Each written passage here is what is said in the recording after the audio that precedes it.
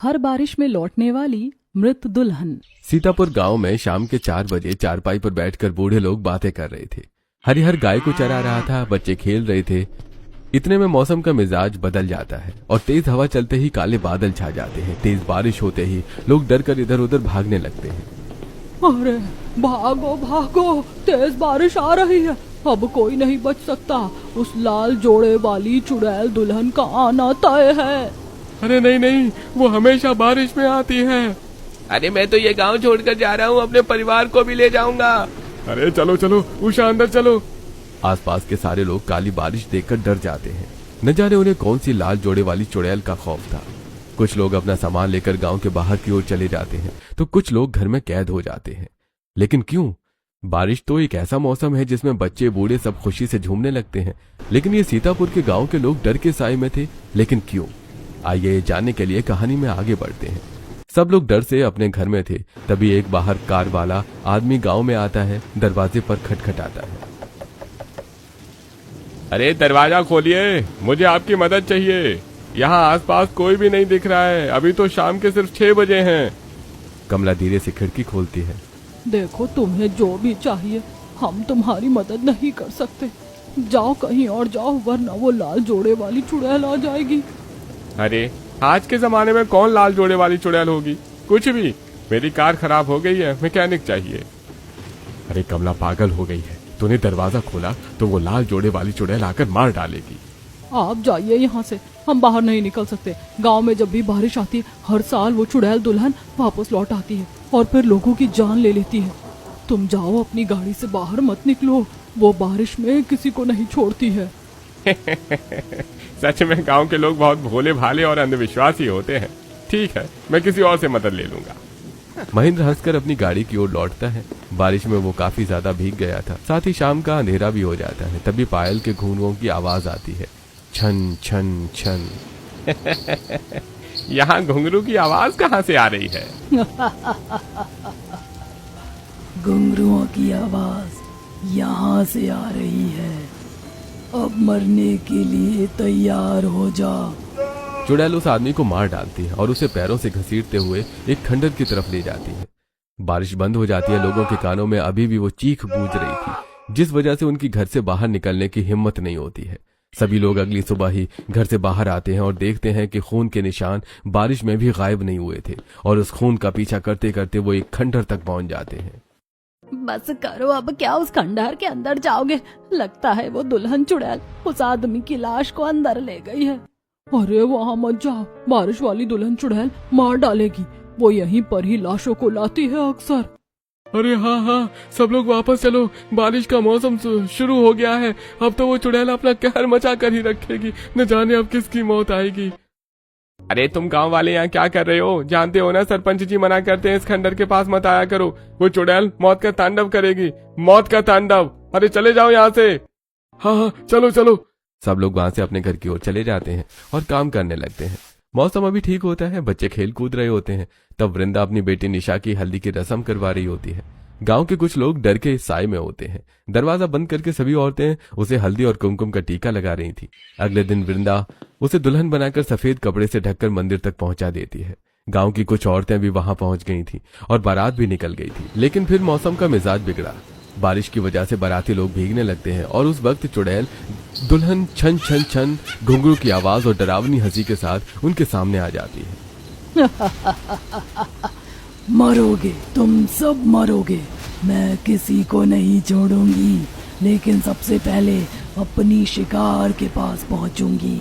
नहीं नहीं नहीं, मुझे छोड़ दो, अपनी दुल्हन के पास पहुंचना है। चाचा, पापा, मुझे बचाओ। हर बारिश में लौटने वाली चुड़ैल दुल्हन आ गई है और वो तुम्हें नहीं छोड़ेगी। चुड़ैल अपने नुकीले नाखून से उस दूल्हे की जान ले लेती है। उसका सेहरा अलग जगह पड़ा हुआ था और उसकी लाश को वो मंदिर के सामने डाल देती है। जब बहुत देर हो जाती है, किसी को कुछ समझ नहीं आता, तब वृंदा जैसे ही मंदिर से बाहर आती है तो दूल्हे की लाश को देखकर चीख जाती है और खुशियों का माहौल मातम में बदल जाता है। मार डाला मेरे बच्चे को उस चुड़ैल ने। तुम लोगों ने क्यों नहीं बताया कि तुम्हारे गांव में ये सब भी होता है? कहाँ गए मेरे बच्चे को? निशा रोती है। मौत का सिलसिला ऐसे ही चलता रहता है। रोज बारिश होती है और वो दुल्हन चुड़ैल कभी किसी को खंडर तक ले जाती है और किसी दूल्हे की शादी होने पर उसे मार डालती है। लोग अपनी समस्या लेकर सरपंच के पास जाते हैं, लेकिन सरपंच सबको झूठी उम्मीदें देकर मुफ्त का अनाज बांट देता है। सीधी सी बात है, आप लोगों को ना खंडर की तरफ जाना है और ना ही बारिश में बाहर निकलना है। इन लोगों को भी बेवकूफ बनाना कितना आसान है। अच्छा है जो मैं किसी को खंडर तक की तरफ नहीं जाने देता, वरना कब का मेरा भांडा फूट गया होता। सरपंच जी कितने अच्छे हैं जो लोगों के बारे में सोचते हैं। सरपंच लोगों की मदद करके भोला बनता है और गांव वालों से भी कुछ छुपाता है, लेकिन क्या। वहीं दूसरी तरफ उषा की बेटी शहर से कई सालों बाद पढ़कर लौट रही थी। वो भी अपने मंगेतर के साथ दोनों गांव में ही शादी करने की जिद करते हैं, लेकिन उषा और बनवारी बेटी कल्पना और दामाद को नहीं समझा पाते। माँ, मैं ये सब अंधविश्वास नहीं मानती और कल मेरी यहाँ शादी होगी मतलब होगी। हाँ माता जी। रात को फिर बारिश होती है। उषा दोनों बच्चों को बाहर जाने से सख्त रोकती है। सब सो रहे होते हैं, लेकिन इसी बीच चुड़ैल की घुंघरू की और रोने की आवाज आती है। कल्पना और वीर उठ जाते हैं और दुल्हन चुड़ैल वीर को ले जाती है। कल्पना भी वहां पहुंचती है। आधी रात में ही उषा अपने पति और गांव वालों को इत्तला कर देती है। बच्चों को बचाओ, कोई मेरी बच्ची को बचाओ, वो दुल्हन चुड़ैल उन दोनों को ले गई। मेरा साथ दो गांव वालों, वो जरूर उस खंडर में होगी। अरे मैं अपने बच्चों को कुछ नहीं होने दूंगा, मैं तांत्रिक बाबा को लेने जा रहा हूँ। बनवारी गांव के लोगों को इकट्ठा करके तांत्रिक बाबा को लेकर आता है। वहीं कल्पना, इसका मतलब माँ सही कह रही थी, तुम दुल्हन चुड़ैल हो जो हर बारिश में लौट आई है। लेकिन तुम मुझे मेरे प्यार को क्यों छीनना चाहती हो? मैंने तुम्हारा क्या बिगाड़ा है? क्योंकि इस बारिश में मेरे पति को मुझसे छीन लिया गया था। मुझे इंसाफ चाहिए, बदला चाहिए। मैं वादा करती हूँ तुमसे, तुम्हें इंसाफ दिलवाऊंगी। मेरे वीर को छोड़ दो, बस अपने गुनाहगार के बारे में बताओ। चुड़ैल बताने ही वाली होती है, इतने में बनवारी उसी खंडर में तांत्रिक बाबा को ले आता है और तांत्रिक बाबा अपनी तांत्रिक शक्तियों से चुड़ैल पर वार करता है। वह मंत्रोच्चारण से बंध जाती है और आंखों में और क्रोध भर जाता है। मुझसे छल किया तूने लड़की, अब मैं तेरे प्यार को नहीं छोड़ूंगी। आप लोगों ने क्या किया तांत्रिक बाबा? वो चुड़ैल इंसाफ चाहती है, उसकी एक बार बात तो सुन लो। इतने में चुड़ैल अपनी आंखों से जादू करने लगती है, जिससे खंडर गुफा कांपने लगती है। इधर उधर से छोटे कंकड़ गिरने लगते हैं। वीर बेहोश हो जाता है। तभी कल्पना चुड़ैल के सामने हाथ जोड़ती है और चुड़ैल अपने बारे में बताती है।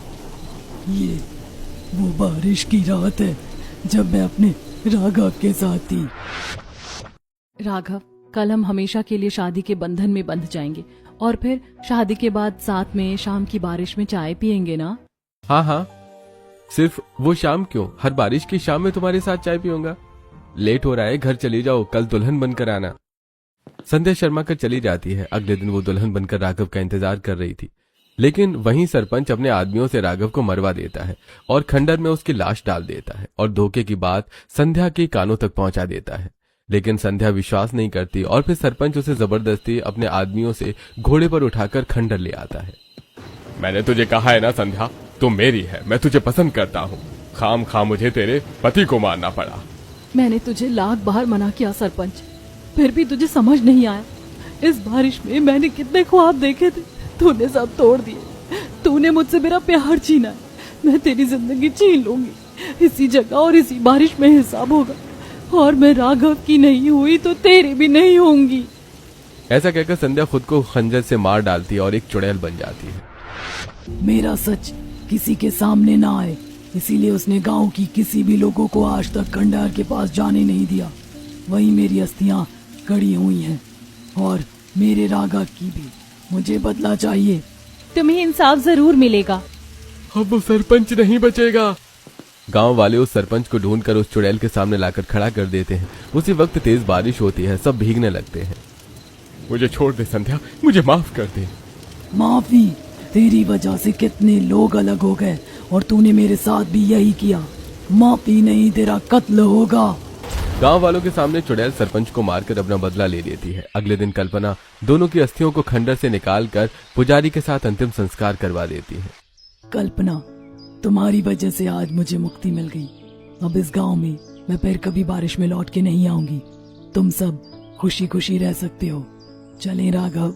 इसके बाद चुड़ैल दुल्हन को अपना प्यार और मुक्ति मिल जाती है। वो हमेशा के लिए गांव छोड़ देती है। कल्पना भी अपने प्यार के साथ खुशी खुशी शादी कर लेती है और गांव वाले भी अब बारिश में बिना डर के झूमने लगते हैं।